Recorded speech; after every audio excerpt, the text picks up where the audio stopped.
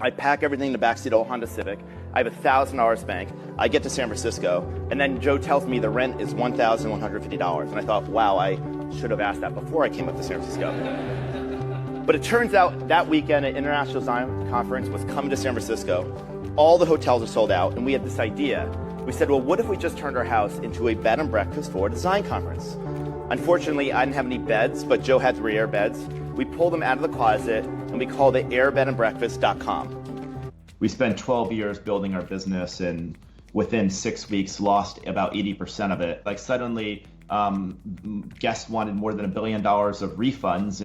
Joe, Nate, and I, Airbnb was trying to raise $150,000 at a $1.5 million, I think, post-money valuation. And here's one of many rejection letters. Hi, Brian. Apologies for the delayed response. We've had a chance to discuss internally and unfortunately don't think that it's right for fill-in-the-blank investment firm from an investment perspective. The potential market opportunity did not seem large enough for a required model.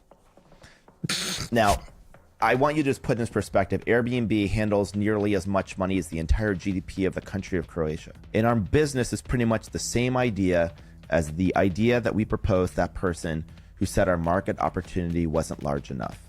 First time I heard about Airbnb, who's gonna want a stranger sleeping on their couch? Like, isn't that a little like couch surfing? And I think that oftentimes the foundation of great companies are extraordinarily counterintuitive, where the founders have some data nodes that would suggest that the intuition relative to a certain sector is wrong, or that there's some fundamental intuition that is wrong.